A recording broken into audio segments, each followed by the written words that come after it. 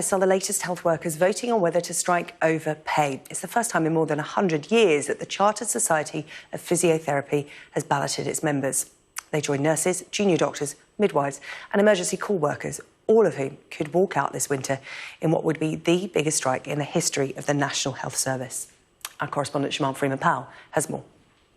Hoping for better pay, in short, and they join lots of people, in fact hundreds of thousands of staff in the NHS that are saying that they need a pay rise in line with inflation. And that's because the union reps that represent these members are saying that since the Conservative government took power back in 2010, that effectively they've received a pay cut in real terms because their salary hasn't increased in line of inflation. And they're arguing that having better pay will attract more staff. And on top of the pay issues, they're also experiencing staffing crises as well, with 1 in 10 posts across the NHS currently vacant. That means over 100,000 vacancies in the NHS. And of course, these doctors, these nurses, these physiotherapists are still catching up with the backlog that was created off the back of the COVID pandemic. And many of them would even argue that there were issues already in place before the pandemic. So lots of the people